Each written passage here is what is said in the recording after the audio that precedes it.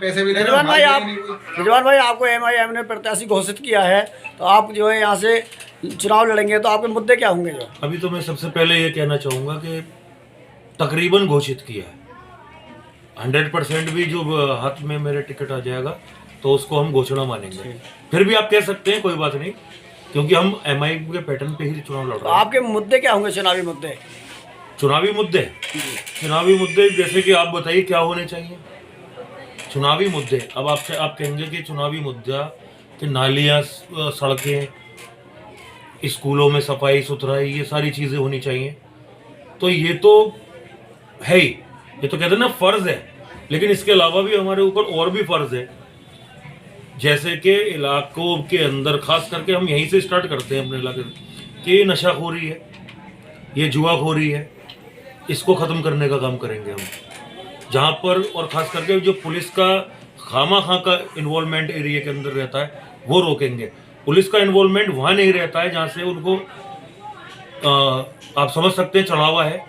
ये दिल्ली पुलिस ना तो एमसीडी के अधीन आती, ना दिल्ली सरकार के अधीन आनी थी, तो आप ऐसे क्या निजाम बदलेंगे कि भाई दिल्ली पुलिस आपके कहने से काम करेगी? हमारे क्या जुल्म नहीं करेगी? हमारे कहने से काम दिल्ली पुलिस नहीं करेगी, आपकी बात सही है, लेकिन उसका जुल्म हमारे सहने से ही तो सहा जाएगा। हम जुल्म नहीं सहेंगे।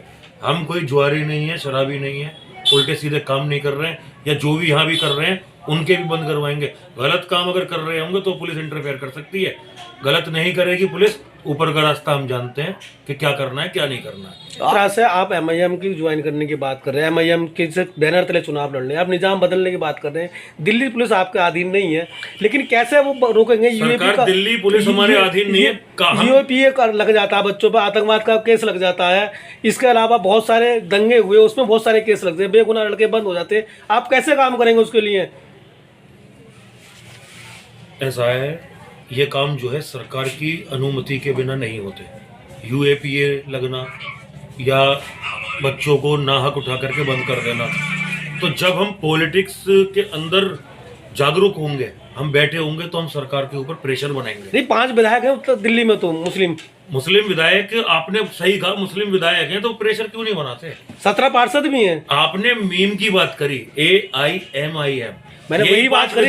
जब ये 5 विधायक AIMIM के होंगे ना, तब आप देखना कि प्रेशर बनता है या नहीं बनता है। अभी तो गूंगे भर्ती हैं वहां पर, अभी तो जो विधायक हैं वो उन्हीं की जुबान बोल रहे हैं ना, जुबान उनकी बोलेंगे जब आपको हिंदी आती है उन्हीं के। वो विधायक मुस्लिम नाम जरूर हो सकते हैं, लेकिन अब मुस्लिम फील्ड में उन्होंने मुसलमानों के लिए कुछ नहीं किया। सरकार के साथ में ही, सरकार के जैसे ही काम कर रहे हैं। जो आप कैसे, रही बात आपने यूएपीए की बात करी, तो यूएपी की बात जो आपने की है, तो आपको क्या लगता है कि यूएपीए मतलब सरकार के इसमें कोई रोल नहीं होता? ये दिल्ली पुलिस का अधीन ही नहीं है क्या?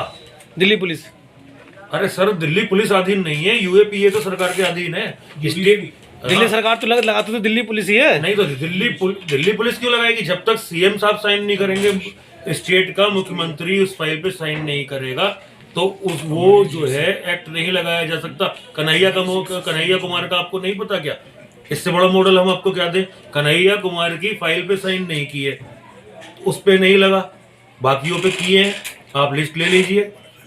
दिल्ली दंगे में तो बहुत सारे लोग लगे। उमर खालिद है, उमर खालिद और कन्हैया कुमार में दोनों में फर्क देख लीजिए ना। एक जगह साइन है तो यूएपीए, दूसरी जगह साइन नहीं किए तो नहीं है। रही बात सीएम साहब की, तो सीएम साहब ने तो मौलाना साद को लेकर के, जमात को लेकर के बड़ा आक्रोश दिखाया था कि मेरे इलाके में ऐसा करा क्यों, हिम्मत कैसे हुई कोरोना फैलाने की। क्या कोरोना उन्होंने फैलाया था? सीएम साहब हो, केजरीवाल साहब हो, टारगेट आखिरकार लास्ट में मुसलमानों का ही है। दमन होता है मुसलमानों का किसी भी गवर्नमेंट में। जब दिल्ली के सारे मुसलमानों ने केजरीवाल को वोट किया है, तो मुसलमानों को दमन क्यों करेंगे? वो अपने वोट क्यों छिटकाएंगे? भरोसा किया था और भरोसे में गद्दारी मिली, और वो गद्दार है, मैं खुल के कहता हूँ। कौन गद्दार है? आवाम या विधायक? वो मुख्यमंत्री गद्दार है, और उसके साथ में जो हमारे समाज के विधायक है वो भी गद्दार है। गद्दार का साथ देने वाला गद्दार हो। आप हेल्थ की बात कर रहे हैं, लेकिन मैं जो बात कर रहा हूँ, दिल्ली सरकार 25% जो है बजट का हेल्थ पे खर्च करती है, वो तो सारे काम सरकार कर रही है, फिर आपको जरूरत क्या पड़ रही है? क्या ऐसा तो नहीं प्रचार आप कर रहे हो? नहीं नहीं, प्रचार नहीं, सरकार अपने सारे काम नहीं कर रही है। सारे काम कहाँ से कर रही है? 25% आपने कहा कि बजट का मेडिकल पे खर्च कर रही है, तो वो 25% कहाँ है, कहाँ जा रहा है? अगर वो 25% ठीक तरीके से जा रहा होता तो ये अस्पतालों में हताहत ना हो रही होती। ये जो लाइनें लग रही हैं, क्या नाम है, टेस्ट लिख दिया, सिटी स्कैन, MRI लिख दिया, 6 महीनों की डेटें लिखी हुई हैं, ये ना हो रहा होता। 25% बजट का मतलब आप जानते हैं कि ये तो 6 घंटे में हो जाना चाहिए, 6 दिन, 6 महीनों में आपने डेट दे रखी ये भी है। दिल्ली सरकार का जो 25% जो रिजर्व कोटा है बिल्कुल बजट एजुकेशन के लिए, फिर इसकी जरूरत कहाँ पड़ गई है? देखिए, दिल्ली सरकार ने सिर्फ क्या किया है, बिल्डिंगों को सिर्फ रंगने और पोतने का काम किया है। एजुकेशन के जो हाल है वो बिल्कुल जीरो है। आप देख लीजिए, मुस्लिम बस्तियां, यहाँ पे सिर्फ जो है गवर्नमेंट की तरफ से सिर्फ थाने और चौकियां मिलती हैं, शराब के ठेके मिलते हैं, इसके अलावा कुछ नहीं मिलता मुसलमानों को। तालीम के मामले में जीरो है यहाँ।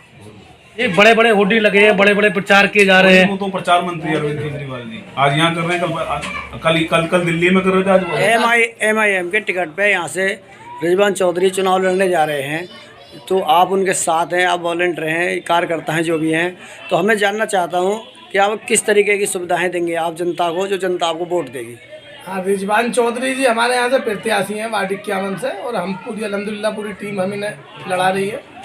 तो हम ये चाहते हैं कि वार्ड के अंदर शिक्षा के ऊपर भी काम होना है, जो सफाई व्यवस्था, नाली हमारी यहाँ की गंदी हुई पड़ी है, तो ना तो यहाँ काउंसलर आके देखता, ना कोई जमादार आके यहाँ पे नाली साफ करता। इलाके का आदमी खुद घर वाला अपने आप ही डंडे से आगे पीछे करते तो भले दूसरी बात है। तो हम वो लड़ाई लड़ रहे हैं जो कि आज तक हम सफाई से पीछे रहे हैं, शिक्षा से वंचित हैं। क्योंकि शिक्षा में एक है, पार्क हमारे लिए आज तक कोई मुहैया नहीं करा के, वो बच्चा बैठ के घूम भी सकता है, छोटी छोटी गलियां हैं, लोग परेशान हैं यहाँ। तो आप जनता को किस तरीके से समझा पाएंगे कि आप सफाई व्यवस्था को ठीक करा देंगे? क्योंकि बड़ा नाला यहाँ का ओवरफ्लो रहता है, जो कि दिल्ली सरकार के अंडर में आता है, और दिल्ली सरकार के विधायक जो यहाँ आम आदमी पार्टी से हैं।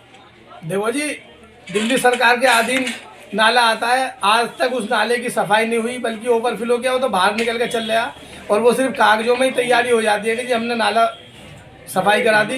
बाकी आप गलियों में जाके देखो, मच्छर भी हैं, सारी चीज़ें, गली जब ओवरफ्लो हो जाती हैं, पन्नी भी है यहाँ, सरकार कहती है कि जी हम पन्नी बंद करें, पन्नी नालियों में फंसी रहती हैं।